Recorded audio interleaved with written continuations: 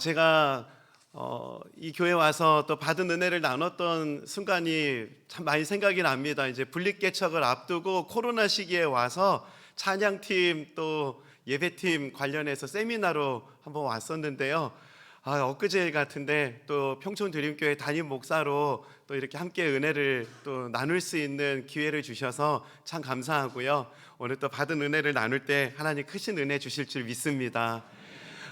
제가 오늘 말씀을 준비하면서요, 노리나 허치라는 분이 쓰신 고립의 시대라는 그 책을 좀 보게 됐습니다.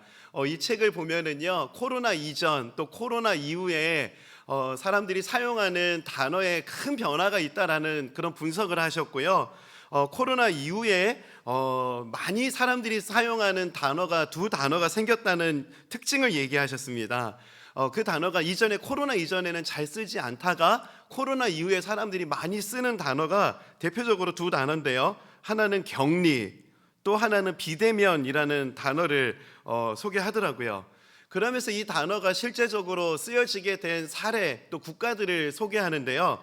오늘은 그 간단하게 일본에 관한 이야기를 좀 소개하도록 하겠습니다. 일본은요, 이 코로나 이후에 또 최근에 20년 동안 그 65세 이상의 노년층의 범죄 건수가 4배로 급증하는 특이한 현상이 있다고 합니다. 그런데 또 이렇게 범죄를 저지른 사람들 중에서 5년 내에 다시 재범을 저지를 확률이 70%나 된다는 거예요. 그래서 이제 다시 70%나 재범률이 높잖아요. 그러다 보니까 이렇게 재범을 저지른 분들에게 재범을 저지른 이유를 물었는데요. 여러분, 그 대답이 뭐였을 것 같으세요? 이 대답이 참 의외였습니다. 감옥에는 공동체가 있기 때문에 공동체가 그리워서 죄를 또 졌다는 거예요. 그러면서 78세 이상의 어떤 그 재소자는요, 이런 얘기를 합니다. 감옥에 대해서 이렇게 얘기를 하더라고요. 이야기 나눌 사람이 많은 곳. 그리고 또 다른 재소자는 이런 얘기를 합니다. 감옥을 가리켜서요, 오아시스. 그러면서요, 이 책에서 이런 분석을 하더라고요. 일본에 사는 노인들이 외로움 때문에 자발적 감옥행을 택한다. 외로움 때문에 자발적으로 감옥행을 택한다. 이 이야기가 참 놀라지 않을 수가 없었습니다. 그러면서요, 참 오늘날의 현실을 좀 돌아봤어요. 가까운 이웃 나라 아니겠습니까? 이게 꼭 이웃 나라에서만 일어나는 일 같지가 않은 겁니다. 오늘날 우리 주변에도 생각보다 이 외로움의 문제로 힘들어 하시는 분들이 참 많으시겠다. 겉으로는 잘 표현은 못하고 계시지만 마음속으로 그 외로움 때문에 힘들고 또 그 외로움 때문에 남몰래 눈물 짓는 분들이 생각보다 많겠구나 하는 생각을 해보았어요. 그리고 또 이 책의 이 내용들을 보면서요, 일본에도 교회가 있을 텐데 외로움을 극복하기 위해서 교회를 찾아가는 게 아니라 이 외로움을 극복하려고 교도소를 찾아간다는 이 현실이요, 이 참 씁쓸한 겁니다. 그러면서 이 책에서 이런 얘기를 하거든요. 이런 비슷한 여러 나라의 현상을 소개하면서 외로움을 극복하기 위한 대안을 이렇게 제시합니다. 외로움을 극복하기 위해서는 서로 연결되어야 한다. 순간 아멘 나올 뻔했거든요. 이 책이 기독교 서적이 아닙니다. 일반 서적이에요. 그런데 외로움을 극복하기 위해서는 이 일반 서적을 쓰신 이분이 내린 처방이 뭐냐? 서로 연결돼야 된다. 여러분, 이거 사실은 우리가 오리지널 아닙니까? 이거 교회가 오리지널이잖아요. 에베소서 4장 16절 말씀을 한번 좀 볼까요? 에베소서 4장 16절 우리 다 함께 한번 읽어보겠습니다. 시작. 그에게서 온 몸이 각 마디를 통하여 도움을 받음으로 연결되고 결합되어 각 지체의 분량대로 역사하여 그 몸을 자라게 하며 사랑 안에서 스스로 세우느니라. 교회는 어떻게 세워진다고요? 연결되고 결합되는 과정을 통해서 세워진다는 겁니다. 일반 서적에서 나오는 이 한 문장이 이게 사실은 성경에 있는 이야기인데 이 성경이 오리지널인데 왜 이게 요즘에 베스트셀러가 되는 일반 서적의 오리지널처럼 비춰지는가 하는 아쉬움이 있었고요. 그리고 또 한편으로는 원래 오리지널이라고 우리가 이걸 말은 하고 있지만 세상을 살아가는 사람들이 그 외로움이 떠오르고 또 외로움 때문에 힘들 때 찾아가야 될 곳, 그곳이 교회라는 게 잘 드러나지 않는 것은 아닌가 하는 좀 그런 안타까운 마음을 가져보게 되었습니다. 이런 면에서 오늘 우리의 교회는 어떠한가, 참 우리의 교회를 한번 좀 돌아보는 계기가 되었으면 좋겠습니다. 교도소보다 이 교도소가 그 외로움에 지친 사람들을 위로할 수 있는 오아시스 같은 곳이라면은, 오늘날 교회는 세상에서 지친 사람들에게 그런 오아시스 같은 곳으로 정말 그렇게 고백될 수 있는 곳인가 아닌가, 우리가 좀 진지하게 한번 좀 질문해 보자는 겁니다. 오늘날 우리가 섬기는 이 교회가 함께 울어줄 수 있고 함께 웃어줄 수 있는 그런 곳인가, 이 질문이요 참 제 머릿속을 떠나지 않는 것 같습니다. 이런 생각이 한 교회를 담임하는 과정 속에서 참 많이 제 머릿속에 참 많이 자리를 잡았고요. 그리고 또 한편으로는 이제 최근에도 그렇고요, 우리 성도님들 중에 아프신 분들이 참 너무 많은 거예요. 참 이 갑자기 건강검진을 하다가 암 진단을 받게 되고, 그리고 또 어떤 우리 성도님은요, 건강검진을 하다가 그냥 하루아침에 암 진단을 받았는데 말기암이신 거예요.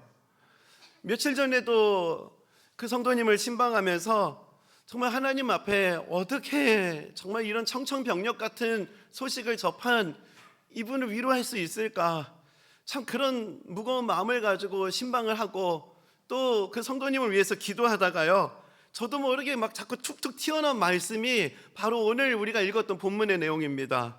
믿음의 기도는 병든 자를 구원하리니 주께서 그를 일으키시리라. 혹시 죄를 범하였을지라도 사하심을 받으리라. 아니, 이렇게 신방을 다닐 때마다 저도 모르게 아픈 성도님들을 위해서 기도할 때 자꾸 튀어나오는 성구가, 믿음의 기도는 병든 자를 구원하리니 주께서 그를 일으키시리라. 참 이 말씀을 곳곳을 다니면서 아프신 분들을 만나면서 이 말씀을 붙잡고 기도하고 있습니다. 오늘 바라는 것은 오늘 예배의 자리에 나오신 오늘 귀하신 성도님들의 삶 속에 이 말씀의 약속이 이루어지는 은혜가 있기를 축복합니다. 이런 측면에서 볼 때 믿음의 기도는 병든 자를 구원하리니 주께서 그를 일으키시리라. 단순히 이 본문 말씀이요, 단순히 아픈 사람 치유하겠다, 그냥 이런 이야기를 하고 있는 게 아니더라는 것을 제가 설교를 준비하다가 발견하게 됐습니다. 과연 오늘 이 본문은 우리에게 어떤 교훈을 주고자 성경에 기록되었는가, 오늘 이 관점을 가지고요, 오늘 이 말씀을 함께 좀 살펴보는 시간을 갖도록 하겠습니다. 그 첫 번째, 오늘 우리가 읽었던 이 본문은요, 고난 중에 기도해야 한다는 메시지를 주고 있습니다. 고난 중에는 기도해야 한다는 거예요. 제가 오늘 본문으로 설교를 준비하다가요, 제가 이제 예전에 제자 훈련할 때 우리 성도님들과 꼭 읽어야 되는 필독서의 한 대목의 문구가 떠올랐습니다. 사랑이라는 이름의 중독이라는 책인데요, 이 책에 이런 이야기가 있습니다. 인생이란 나에게 무슨 일이 일어나느냐의 10%의 사건과 그 일어나는 일에 내가 어떻게 반응하느냐는 90%의 태도로 구성된다고 할 수 있다. 우리의 인생이 어떻게 구성되냐면은 10%의 사건 그리고 90%의 태도로 인생이 구성된다라는 겁니다. 제가 왜 이 문구가 이 설교를 준비하다가 떠올랐냐면요, 야고보서가 말하는 그 이야기가요, 바로 이 10%의 사건 그리고 이 90%의 태도의 중요성, 이것을 강조하는 게 야고보서의 특징이기 때문에 그렇습니다. 야고보서는 시작부터 어떤 이런 태도의 문제에 대해서 기독교인으로서 예수 믿는 사람으로서의 태도의 중요성을 강조하는 것으로 시작합니다. 야고보서 1장 5절입니다. 너희 중에 누구든지 지혜가 부족하거든 모든 사람에게 후히 주시고 꾸짖지 아니하시는 하나님께 구하라. 그리하면 주시리라. 이거 태도의 문제 아닙니까? 문제가 찾아오면은, 지혜가 부족하면은 어떤 태도를 가져야 된다고요? 하나님께 구하라는 거예요. 그리고 이렇게 태도의 이야기로 시작한 야고보서는요, 또 태도에 대한 이야기로 마무리가 됩니다. 야고보서 5장 13절입니다. 너희 중에 고난 당하는 자가 있느냐? 그럼 어떤 태도를 가져야 된다고요? 그는 기도할 것이요. 즐거워하는 자가 있느냐? 그럼 어떤 태도가 있어야 된다고요? 찬송할지니라. 이처럼 야고보서는요, 10%의 사건 그리고 90%의 태도의 중요성, 이런 태도의 중요성을 우리에게 교훈하고 있는 서신인 것입니다. 특히 어떤 태도를 우리가 가져야 되는가? 바로 기도라는 태도를 우리가 갖춰야 된다, 이것을 강조하고 있는 거예요. 야고보서 5장 13절을 다시 볼까요? 너희 중에 고난 당하는 자가 있느냐? 그는 기도할 것이요. 여러분, 왜 이 이야기가 야고보서에 쓰여졌을까요? 생각보다 너희 중에 고난 당하는 자가 있느냐? 이 고난이라는 상황을 만났을 때 이 기도라는 태도를 취하지 못하는 사람들이 많다는 겁니다. 생각보다 고난이 찾아올 때 이 고난을 극복할 수 있을 만한 유력한 사람을 찾고 또 내가 할 수 있는 모든 수단을 다 동원하고, 그러다가도 안 되면은 이 기도라고 하는 것은 아주 최후의 수단이 되어버리는 일들이 많았던 거예요. 그러다 보니까요, 너희들 중에 고난을 당하는 자가 있느냐? 그러면은 사람을 찾고 내가 할 수 있는 모든 일을 다한 후에 기도하는 게 아니라 가장 먼저 해야 되는 게 뭐라고요? 기도라는 것을 가장 먼저 해야 되는 것이다. 이것을 강조하기 위해서 야고보서가 이 본문을 기록했던 것입니다. 여러분, 생각보다요, 고난 당하면은요 바로 기도할 것 같잖아요. 여러분, 고난 당하면 바로 기도가 나오던가요? 생각보다 그러지 않습니다. 고난이 찾아온다고 다 하나님 찾는 게 아니더라고요. 위기가 찾아온다고 다 하나님 붙잡는 게 아니더라고요. 고난이 찾아오다 보면은 사람을 의지하게 되고 또 어떤 무엇을 의지하게 될 때가 많더라는 겁니다. 야고보는 어려움이 찾아올 때, 내 힘으로 안 되는 일이 맞닥뜨려졌을 때 가장 먼저 하나님을 찾아야 한다, 이것을 강조하고 있어요. 이것은 욥기에도 기록되어 있습니다. 욥기 35장 9절에서 10절입니다. 사람들은 억압이 심해지면 부르짖고 세력 있는 자들이 억누르면 누구에게나 구원을 청하면서 울부짖지만 그들을 창조하신 하나님께로 돌아가지 않습니다. 어두운 때에도 희망을 주시는 그 창조주 하나님께로 돌아가지 않습니다. 뭘 말하는 거죠? 오늘날의 문제만이 아니라는 겁니다. 오래전 구약 시대에도 어려움이 찾아와도 하나님 찾지 않았다는 거예요. 갑작스러운 고난이 찾아오면은 원망할 대상을 찾기 시작하고 또 고난의 탓을 돌리는 일들이 일어나는 거예요. 내 삶에 어려워지는 그 이유를 부모님 탓으로 돌리기도 하고, 또 어려운 문제를 만날 때 배우자 탓을 하게도 되고, 내가 이런 남편 만나서, 내가 이런 아내 만나서, 내 곁에 있는 이런 사람 만나서 어떤 이런 탓으로 그 고난의 어려움들을 직면하는 사람들이 많다는 겁니다. 그런데 이런 반응은요, 내 인생의 결정권이요 바로 다른 사람에게 있다는 것을 인정하는 결과밖에 되지 않는 거예요. 야고보서는요, 우리의 인생을 결정하는 게 부모도 아니고 내 옆에 있는 어떤 사람도 아니고 내 인생을 결정하는 분은 바로 하나님이시다, 이것을 우리에게 강조하고 있는 것입니다. 인생의 주관자가 되시고 내 삶을 바꾸실 수 있는 능력이 있으신 그 하나님께 매어 달리고 그 하나님께 기도해야 한다, 이것을 우리에게 가르쳐주고 있는 거예요. 여러분, 우리 주님이 우리 인생의 주관자 되심을 믿습니다. 하나님께서 여러분의 삶을 새롭게 하실 수 있고 하나님께서는 여러분의 삶을 이끌어 가시는 선한 목자가 되심을 믿습니다. 이것을 믿는 자들이 고난을 만났을 때 사람을 탓하거나 사람을 매달리는 게 아니라, 사람에게 매달리는 게 아니라 하나님을 가장 먼저 붙잡을 수 있게 된다. 그러다 보니까요, 그 예수님의 제자들이요 3년 동안 예수님과 동고동락하면서 이렇게 살아가면서 유일하게 그 예수님에게 하나 가르쳐 달라고 요청한 것이 있습니다. 여러분, 그게 뭘까요?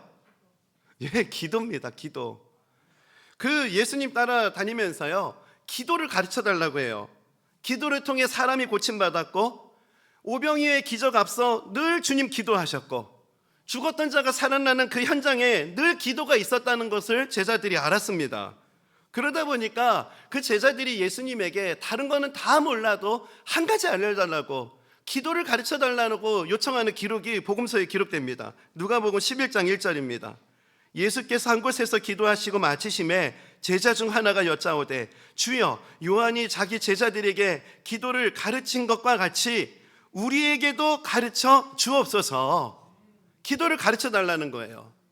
인생을 살아가다 보니까 생각보다 아픈 사람들이 많고, 믿음으로 살아가려다 보니까 이 믿음을 갖는다고 다 고난이 피해지는 게 아니라는 것을 제자들이 알게 된 겁니다.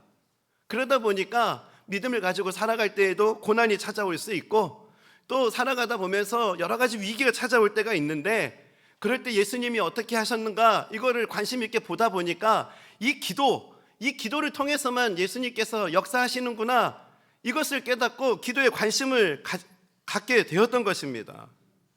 이런 역사의 현장에 기도가 있었다는 것을 보면서 기도를 가르쳐달라 제자들이 예수님께 요청하고요.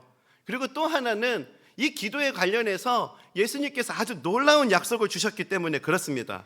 아주 많은 약속들이 있는데 한 가지만 좀 살펴볼게요. 요한복음 15장 7절이거든요.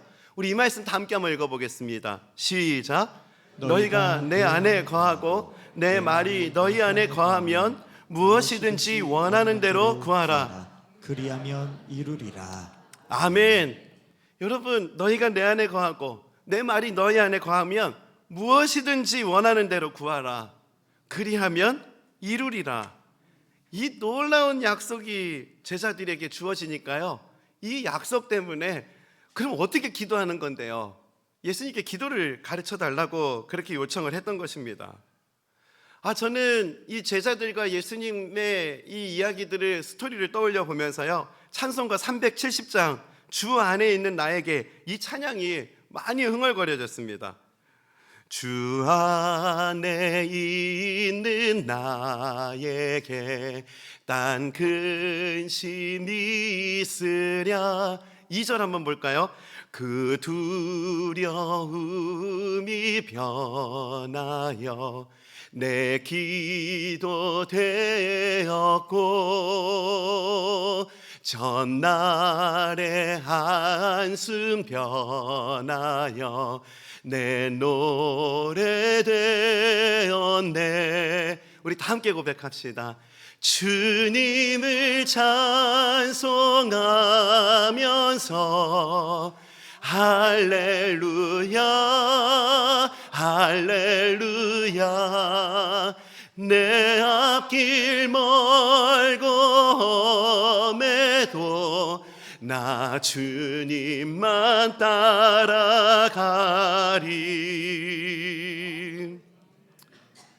여러분, 예수님 믿는다고 그 내 앞길이 단축되는 것도 아니에요. 예수님 믿고 은혜 받는다고 험한 곳이 바로 막 평지가 되고 이런 일이 생기는 것도 아닙니다. 하지만 예수님 안에 거할 때는 내 삶이 어떠하든지 간에 그 두려움이 변하여 기도가 되고 전날의 한숨이 변하여 노래가 될 수 있는 그 능력이 주님 앞에 나아가는 자들에게 부어진다는 거예요. 오늘 이 밤이 주님 앞에 기도로 나아갈 때 전날의 한숨이 변하여 기도가 되는 역사가 일어나기를 주님의 이름으로 축복합니다. 전날의 한숨이 변하여 주님을 찬양할 수 있는 간증이 되시기를 주님의 이름으로 축복합니다. 주님께 기도로 나아갈 때 하나님께서 이런 놀라운 역사, 기도하는 자만이 고백할 수 있는 이 은혜의 능력을 주신다는 겁니다. 예수를 믿는 저희들이 이 능력 안에서 하루하루를 살아갈 수 있게 되시기를 간절히 소망합니다. 너희들 중에 고난 당하는 자가 있느냐? 여러분, 그럼 뭘 해야 된다고요? 그는 기도할 것이요. 오늘 내 삶의 문제를 하나님 앞에 기도로 나아가는 은혜의 밤 되시기를 바랍니다. 두 번째, 오늘 본문이 우리에게 주는 메시지는요, 고난 중에 있는 자들과 함께 기도하라는 겁니다. 함께 기도하라는 거예요. 개인적인 고난의 문제를 가지고 기도하는 것, 그리고 또 함께 기도하는 것, 이것을 오늘 야고보서가 우리에게 강조하고 있는 것입니다. 이 야고보서 서두에 말씀드렸듯이 어떤 사건에 대한 이야기가 아니라 우리의 태도에 관한 이야기를 강조하는 게 야고보서의 특징이다. 그래서 야고보서를 가리켜서요, 행함의 서신이라는 그 별명이 있습니다. 사실 야고보서 곳곳을 보면은 믿음을 가리켜서 행하는 것이다 라는 것을 곳곳에서 말하거든요. 야고보서 2장 17절입니다. 이와 같이 행함이 없는 믿음은 그 자체가 죽은 것이라. 야고보서 2장 26절. 영혼 없는 몸이 죽은 것 같이 행함이 없는 믿음은 죽은 것이니라. 여러분, 믿음 자체가 귀한 거 아니에요? 믿는 것 자체가 귀한 건데 행함이 없으면 죽은 믿음이라는 거예요. 그리고 로마서를 한번 볼까요?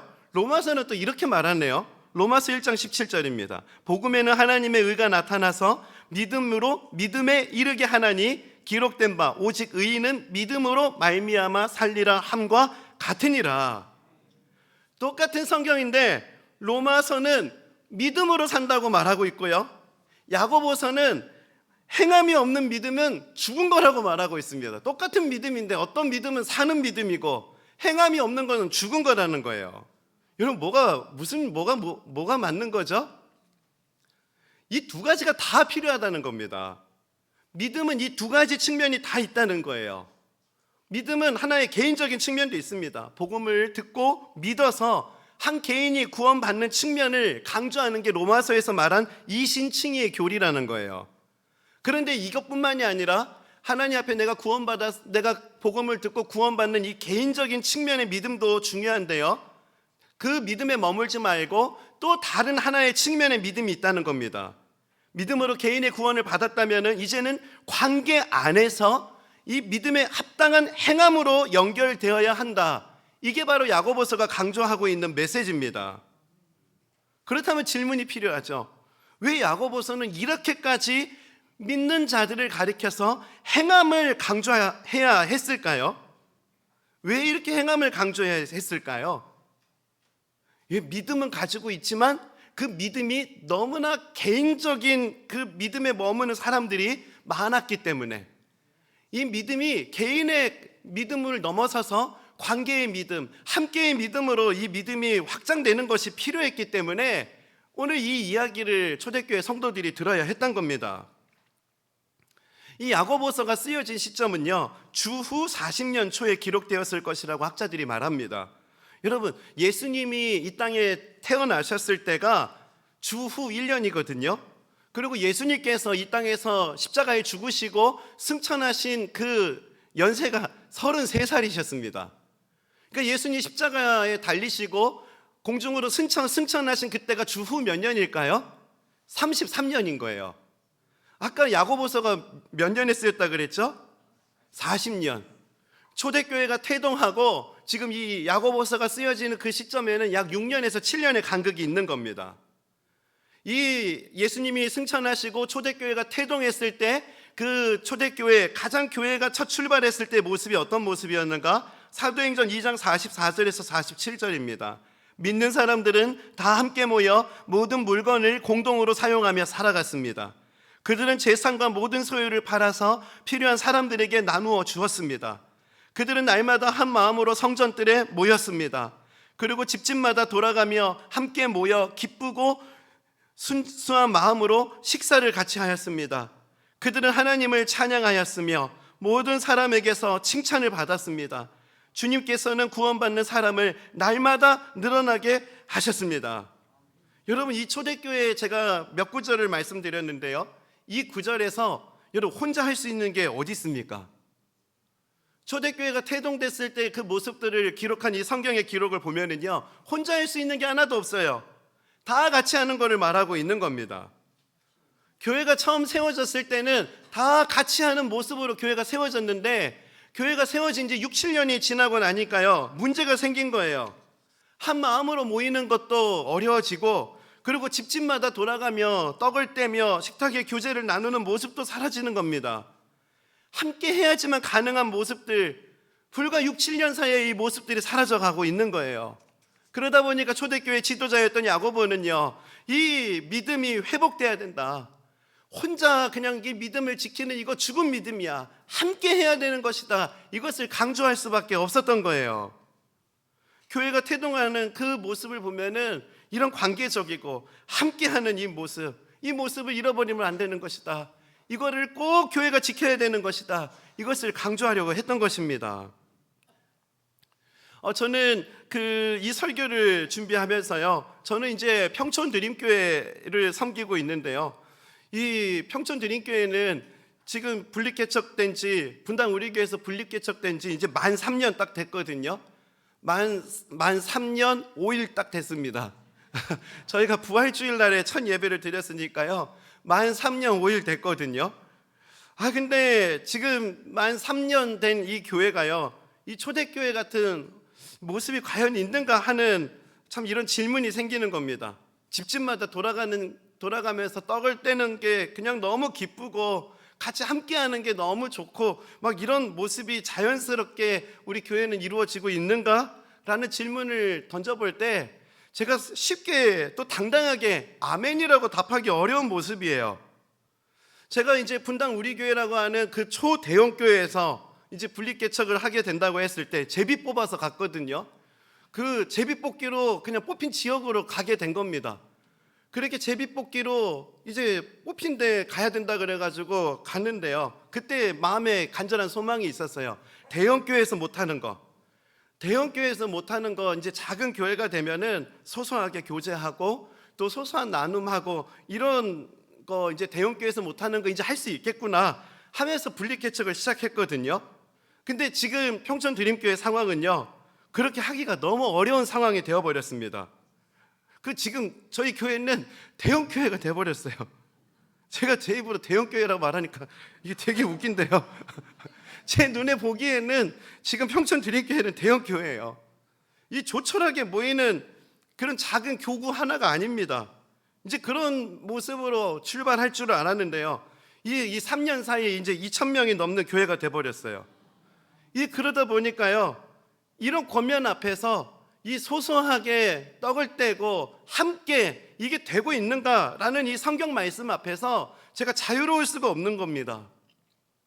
그러다 보니까 하나님 앞에 은혜를 구할 수밖에 없는 거예요.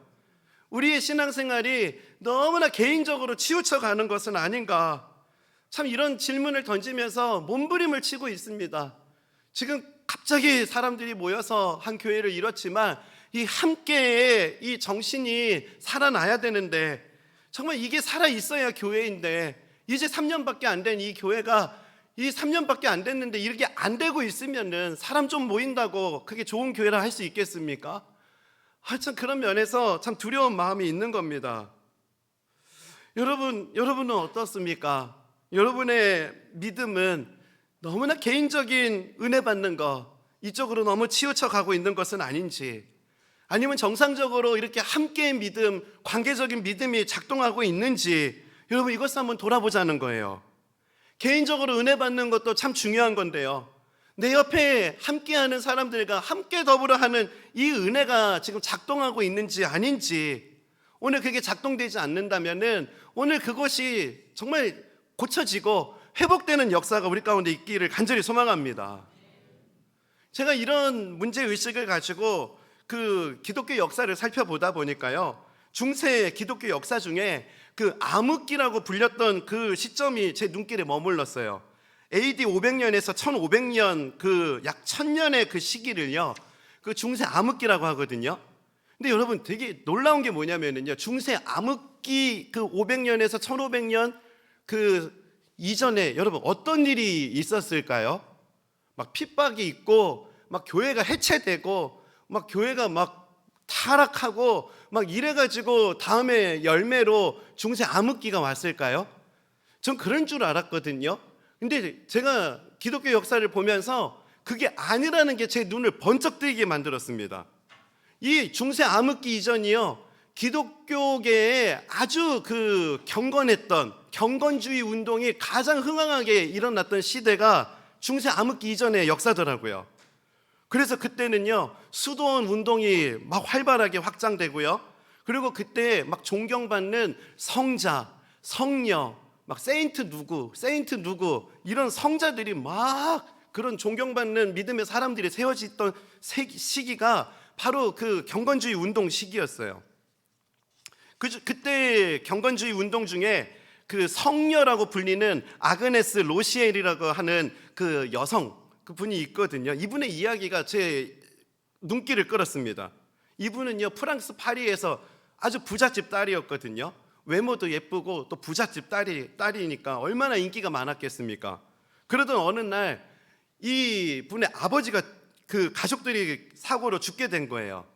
그러다 보니까 이제 그 부모님의 재산을 이 어린 소녀가 이제 다 물려받게 됐거든요. 그러게 되니까 이제 그 소녀에게 재산이 다 물려지게 되니까 막 그 프랑스에 있는 젊은 남자들 그리고 또 유력한 집안들이요 결혼하려고 막 이렇게 저렇게 막 이 여성에게 접근하는 거예요. 그랬더니 이 여성이 너무 순수했습니다. 아, 이 마음을 뺏기면 안 되는데 하면서 이 여인이요 전 재산을요 그 다 팔아가지고 성당을 하나 교회를 세우게 되고요. 그리고 그 교회를 전 재산을 팔아서 교회를 세우고 그 성당 입당 예배를 드리는 그날에는요 그 성당의 구조가 아주 독특합니다. 이 교회에 딱 지어놓고요 교회 옆에 완전히 밀봉된 독방을 하나 만들어 놓은 거예요. 그리고 이 성전 봉헌 예배를 드리는 그날 이때 이 여성이 18살이었는데요 18살 때 그 아버지로부터 물려받은 전 재산을 다 팔아가지고 교회 짓고 교회 옆에 그 작은 방 하나 만들어 놓고 그리고 이 여성이요 18살에 그 방으로 들어갑니다. 그리고 바깥에서요 문도 없어요. 이 여성 들어간 거기를 다 밀봉해 가지고요 그냥 조그만 창문 하나 해가지고 안에서 예배 드리면 예배 소리 그 들으면서 안에서 예배 드리고 또 밖에서 그 밥 넣어주면 밥 먹으면서 이분이 그렇게 평생을 살았어요. 18살에 그렇게 교회 옆에 그렇게 문 없는 그곳에 들어가 가지고 저보고 그렇게 하라고 저 못하거든요. 저는 못합니다. 그러다 보니까 이분이 사람들이 너무나 이분의 믿음이 존경스러운 거예요. 평생을 18살에 가가지고 80년 동안 이분이 그렇게 살았답니다. 그러니까 이게 얼마나 대단한 믿음인 거예요. 이게 쉬운 일이 아니죠. 그렇게 그런 모습을 보니까 이제 이분이 나중에 사람들에게 너무나 존경을 받아가지고요 성녀라고 하는 너무나 세인트 거룩한 사람이라는 호칭을 받게 됩니다. 근데 저는요 생각해봐야 될 지점이 있다고 생각해요. 그 당시에 이런 신앙생활과 이런 모습을 사람들이 추앙하고 존경했거든요. 이게 너무나 훌륭한 모습이죠. 하지만 여기에도 여러분 그 결함이 있다는 것을 우리가 생각해 봐야 돼요. 이분의 결함이 뭘까요? 평생을 자신의 믿음을 지키는 데에만 온 삶을 바친 거예요. 여러분 예수님은 그렇게 살지 않으셨거든요. 예수님 명령은 복음 전하고 가르치고 세례 베풀고 제자 세우고 늘 관계 안에서 이루어지는 게 예수님의 삶의 모습이셨습니다. 그리고 예수님의 모습을 따라가야 될 제자들에게 이런 명령을 주세요. 서로 사랑하라, 서로 용납하라. 여러분 성녀 이 아그네스의 믿음은 너무나 귀한 건데요 근데 서로 사랑하라, 서로 용납하라는 이 예수님의 가르침에는요 평생은 불순종한 것입니다. 여러분 이런 차원에서 오늘날의 우리 교회의 모습들은 이런 믿음의 모습이 잘 유지되고 있는가 하는 질문을 가져볼 필요가 있어요.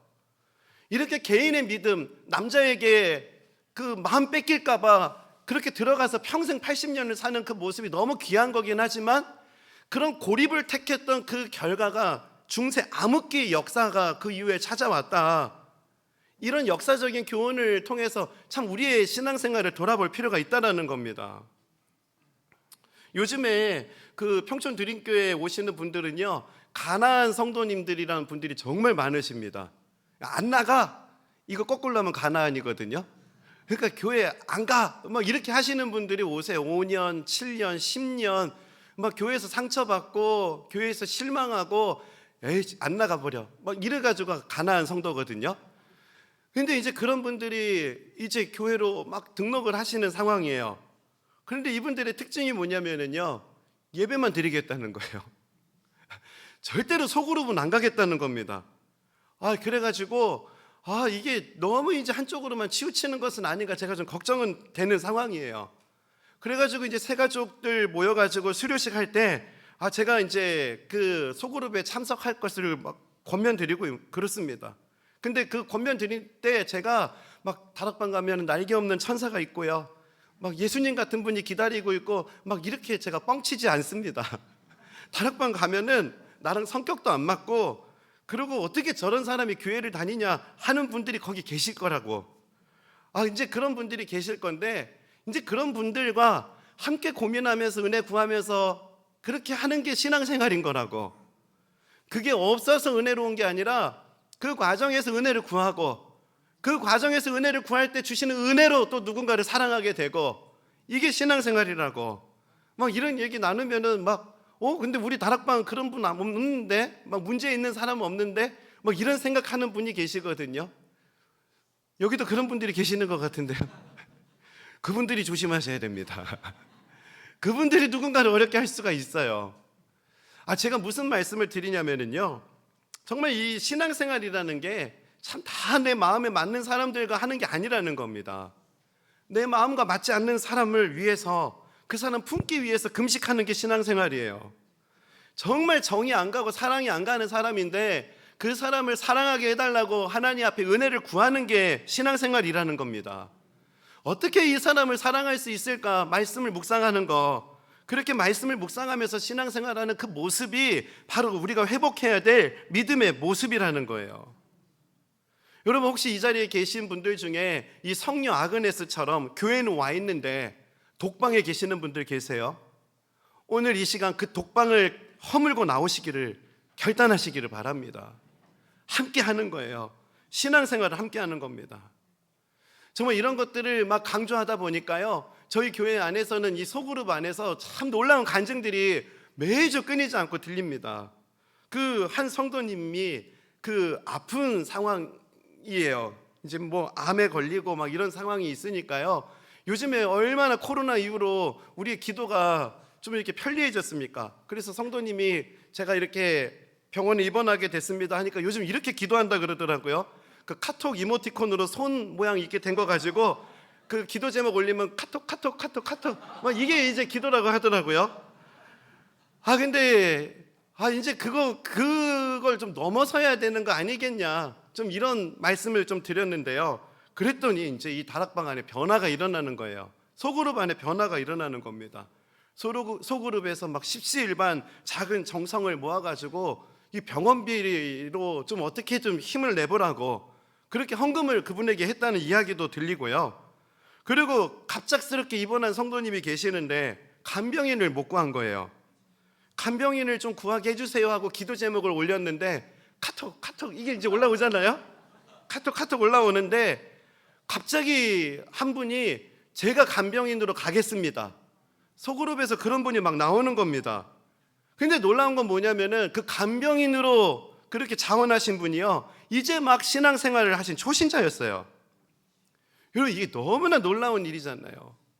여러분, 신앙생활이 이 군산에서, 이 귀한 교회에서, 제가 아픈데 절 위해서 기도해 주시기 바랍니다. 카톡 여러분, 이걸로 지금 머물고 있으면은요, 지금 벽 안에 있는 거거든요. 오늘 우리가 기도 제목을 나누고 누군가 아픕니다라고 할 때는 제가 돕겠습니다, 제가 가겠습니다, 이런 모습이 회복되는 역사가 오늘 우리 가운데 있게 되기를 우리가 소망하자는 겁니다. 이런 모습들, 그래서 야고보 사도는요, 이런 모습을 우리에게 구체적으로 설명하고 있거든요. 14절 15절 말씀입니다. 우리 이 말씀 다 함께 한번 읽어보겠습니다. 시작. 너희 중에 병든 자가 있느냐? 그는 교회의 장로들을 청할 것이요, 그들은 주의 이름으로 기름을 바르며 그를 위하여 기도할지니라. 믿음의 기도는 병든 자를 구원하리니 주께서 그를 일으키시리라. 혹시 죄를 범하였을지라도 사하심을 받으리라. 아멘. 여러분, 믿음의 기도는 어떤 모습이라고요? 교회 장로들을 청할 것이고 그들은 기름을 바르고 기도할 것이라는 거. 여러분, 이 기도 혼자 할 수 있는 겁니까? 카톡 해서 할 수 있는 거예요? 여러분, 아니에요. 장로들을 청해서 뭘 하라고요? 그 당시에는 병에 걸렸다고 하면은 하나님께 저주를 받았다라고 정죄를 받을 수도 있는 상황이었습니다. 내가 누군가로부터 정죄 받을 수도 있는 상황인데 그런 것들을 두려워하지 말고, 판단받을 걸 두려워하지 말고 연약함을 오픈하라는 거예요. 그리고 그 장로들은 어떻게 해야 된다고요? 그 장로들은 기름을 바르라는 거예요. 기름을 바르라는 거. 그 약은 아니거든요. 그 당시로 따지면 올리브 오일을 손에 묻혀가지고 이 마사지 하듯이 그 아픈 부분을 만져주라는 거예요. 여러분, 그거 혼자 되는 거예요? 아닌 거예요. 혼자 할 수 없어요. 너희들 중에 고난 당하는 자가 있느냐? 그는 장로들을 청할 것이요. 나 아프다 그러면 판단하면 어떡해? 저럴 줄 알았다, 교회 안 나오더니. 이런 판단하는 게 아니라 그걸 넘어서서 하나님 앞에서 또 우리 믿음의 공동체 앞에서 연약함을 오픈하는 거, 그리고 약은 아니지만 얼마나 아프셨냐고, 이게 치료제는 아니지만 거기를 기름을 발라주고 만져주는 이런 과정들, 이게 바로 믿음의 기도라는 거예요. 그냥 목소리 바뀌어가지고 믿습니다, 이게 믿음의 기도가 아니라는 겁니다. 함께하는 기도, 이게 믿음의 기도의 모습이라는 거예요. 오늘 이 교회 안에 이런 믿음의 기도가 회복되는 역사가 있기를 주님의 이름으로 축복합니다. 저는 이 설교를 준비하는데요, 이 믿음의 기도의 모습을 제가 이게 현실판으로 경험했던 간증이 있습니다. 제가 전도사 시절에 의료 선교 갔을 때거든요. 근데 결론은 의료 선교가 안 됐습니다. 제가 이제 그 낙도 선교를 이제 인솔자로 가야 됐거든요. 제가 개척교회에서 섬길 때인데요, 개척교회에서 낙도 선교 간다 그래가지고 이 낙도 선교를 위해서 봉고차도 샀고요. 그 당시 이제 사랑의 교회에서 엄청나게 많은 의료 물품도 지원을 받았습니다. 그래서 그 의료 물품을 낙도에 이렇게 전해주는 사역을 하기 위해서 그 봉고차도 구매하고, 그리고 개척교회 얼마 되지도 않은 교회인데 낙도 선교를 출발했어요. 그때 그 멤버는 90세 가까이 되신 권사님, 그리고 40세가 넘었는데요, 청년이었던 2명, 그리고 성격이 진짜 불같은 남집사님, 그리고 저 이렇게 있었거든요. 우리 90세 가까이 되신 우리 권사님은요, 낙도 가다가 멀미하셔가지고 낙도에 있는 3박 4일 동안 계속 그냥 누워만 계셨어요. 이제 그렇게 그 멤버로 저희가 낙도 선교를 갔습니다. 근데 이제 이 멤버로 이제 가야 되는데, 낙도 선교를 이제 월요일 새벽 3시에 출발하게 돼 있는데, 갑자기 주일 밤에 그 불같은 성격의 집사님께서 저한테 전화를 주신 거예요. 나 같은 인간은 선교 가면 안 된다고. 왜 그러시냐고 그랬더니, 지금 방금 부부싸움 했는데 아내가 그랬다는 거예요. 너 같은 인간은 선교 가면 안 된다고. 무슨 선교냐고 하면서 막 그래가지고 부부싸움 하다가, 이제 나는 선교 갈 자격이 안 되는 사람이라고, 이제 전사님이 잘 갔다 오시라고. 가뜩이나 멤버도 없는데 이분이 빠진다니까 이게 안 되겠는 거예요. 그래가지고 이제 부부싸움 말리러 갔죠. 그래서 부부싸움 말리러 가서 이제 화해하고, 그리고 이제 또 마음 변할까봐 그 남집사님을 늦은 밤에 교회로 모시고 와가지고요, 집사님 오늘 같이 자고 새벽에 출발하자고. 그래가지고 남집사님 모시고 와서 같이 이제 교회에서 잠깐 눈 붙이고 새벽 3시에 낙도를 출발했거든요. 그리고 이제 낙도에 도착했습니다. 저기 어디야? 저기 고흥 밑에 녹동항인가요? 예, 거기 항구에서 배 타고 4시간을 들어가야 되는 섬이었어요. 그 섬에 이제 들어가가지고 이제 차에서 내려가지고 교회에 딱 도착해가지고 의료 물품이 있는 트렁크를 딱 여는 순간 하늘이 무너지는 경험을 했습니다. 제가 부부싸움 말리다가 의료 물품을 다 두고 온 거예요. 이제 그 새벽 예배 나오셨던 담임 목사님이 얼마나 그 모습을 보고 기가 막히셨겠어요. 근데 목사님이 낙도에 도착할 때까지 전화를 안 하셨거든요. 그래가지고 이제 나는 이제 죽었다 하고 이제 목사님께 전화 드렸죠. 목사님, 여차 해가지고 짐을 놓고 왔는데 너무 죄송하게 됐다고. 죄송합니다, 잘못했습니다. 근데 목사님이 너무나 평안하게 그러시는 거예요. 전사님, 이것도 하나님의 뜻하신 바가 있는 일일 텐데 그냥 있는 거 가지고 거기서 사역하다 오라고 그렇게 격려해 주시고 끊었거든요. 그리고 이제 저희가 회의 열었습니다. 90세 대신 우리 권사님 이미 누우셨고 그리고 이제 40세 넘은 이제 우리 청년 2분과 그 불같은 성격의 집사님과 저랑 이제 앉아가지고 회의를 시작했어요. 목사님께서 우리가 가지고 있는 거 가지고 하다가 오라 그랬다고, 우리 기도해보자고, 우리가 여기서 뭘 할 수 있을지. 그때 이제 불같은 성격의 집사님이요, 자기가 맨소레담이 있다는 거예요. 그러면서 이 맨소레담 가지고 이 섬에 계신 분들 발 마사지 해주자는 거예요. 그래가지고 그렇게 하자고 해가지고 저희가 이제 즉흥적으로 거기서 발 마사지 서로 어떻게 하는지 배우고, 그리고 이제 발 마사지 사역을 결정하고 낙도 목사님에게 우리 오늘부터 발 마사지 사역할 거라고 그랬는데요. 이 낙도에 계신 그 목사님이 주민 광고를 내시는데 이렇게 내시는 거예요. 서울에서 용한 물리치료사들이 왔다고. 그러니까 다 물리치료 받으러 오시라고. 큰일 난 겁니다. 이 발 마사지 이제 막 배우고 시작하려는데 서울에서 용한 물리치료사들이 왔으니까 다 오라 그러니까요. 이제 어르신들이 섬에서 교회로 막 오시는 거예요. 그리고 이제 며칠 동안 발 마사지를 했거든요. 이제 그러던 중에요. 이제 맨솔에담도 떨어지고 그냥 저희들이 발 마사지 했어요. 로션 발라가면서. 그리고 이제 발 마사지를 하고 있는데요. 어느 날 그 등이 완전히 이렇게 굽으신 할머니께서 지팡이 집으면서 이렇게 오셨어요. 땅 보고. 그래서 이제 할머니 발 마사지 해드리면서 서울에 있는 자녀들 이야기도 듣고 또 발 붙잡고 기도해드리고 그랬거든요. 근데 그날 밤에 발 마사지 받고 돌아가신 그분이 큰일이 난 겁니다. 그날 밤에 이분이 갑자기 막 구토하고 막 그리고 막 고열이 난다 그러고 막 이런 상황인 거예요. 119에 전화했는데 헬기는 뜰 수가 없고 이제 섬 안에 응급 그 매뉴얼이 있는데 일단은 저희들이 그걸 하라는 겁니다. 그래가지고 일단은 큰일 나도 발 마사지 하는데 이럴 수도 있나? 하면서 이제 이게 발 마사지도 함부로 하면 안 되는구나 하고 막 회개하면서 막 할머니 붙잡고 기도했죠. 하나님 할머니 좀 살려달라고.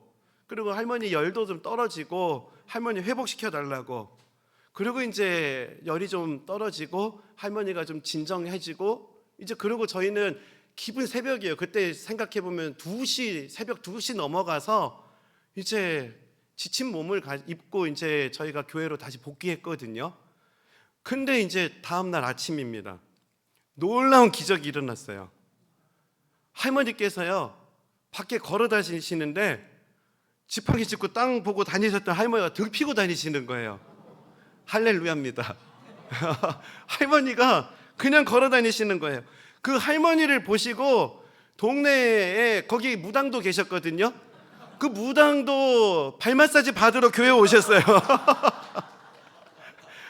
그래가지고 이제 뭐 무당 분도 이제 발 마사지 하고 기도해드리고 뭐 저희가 완전히 오순절 역사가 나타났습니다 그때. 그래가지고 저희가 그때 뭐 잔치 벌이고 마지막에 그러려고 준비를 했는데요. 잔치 안 해도 된다는 거예요. 발 마사지 해주고 기도해달라는 겁니다.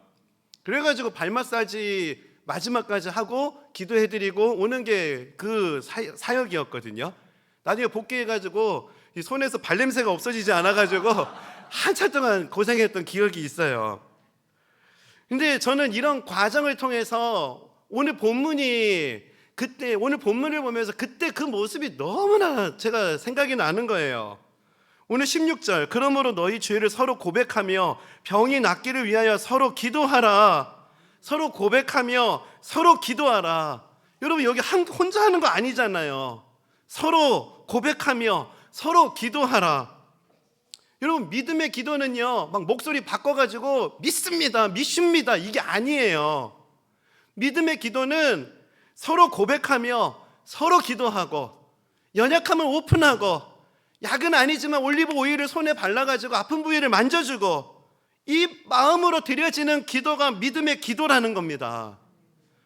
오늘 이 교회 안에 이 믿음의 기도가 회복되는 역사가 일어나기를 주님의 이름으로 축복합니다. 여러분의 소그룹 가운데 이런 믿음의 기도가 회복되는 역사가 있기를 주님의 이름으로 축복합니다. 여러분의 가정 가운데 이 믿음의 기도가 복구되는 역사가 일어나시기를 주님의 이름으로 축복합니다. 여러분 믿음의 기도가 회복돼야 돼요. 여러분 믿음의 기도는 믿습니다. 목소리 바꾸는 거 아니에요. 서로 함께 아파하며 기도하는 모습. 여러분 이게 우리 가정 안에 우리 소그룹 안에 우리 교회 안에서 회복되어야 하는 모습인 것입니다. 이 믿음의 기도가 우리 가운데 정말 회복될 수 있다면은 우리 주변에 아픈 사람들 정말 하나님께서 우리의 기도를 통해서 그분들을 회복시키는 역사를 일으켜 주실 줄 믿습니다. 말씀을 정리하겠습니다. 제가 이 설교를 준비하면서요, 참 이 유튜브에 그 막 100만 명이 넘게 보았다는 영상 하나를 봤거든요. 이 아이들이 그 전학 가는 그 아이를 위해서 막 노래 불러주고 막 격려하는 그 모습의 영상이었는데요. 제가 이 영상을 보면서 많이 울었어요. 그리고 정말 하나님 앞에 간절히 기도하게 됐거든요. 한번 오늘 이 믿음의 기도의 모습을 떠올려 보면서 이 영상을 한번 보도록 하겠습니다.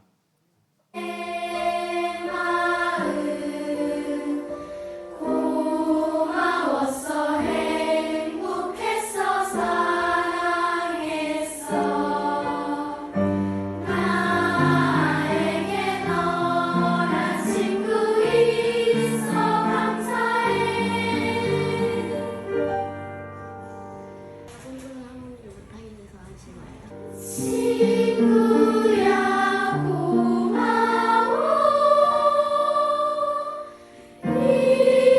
잊지 않을게. 건강 잘 지내면 잘 가.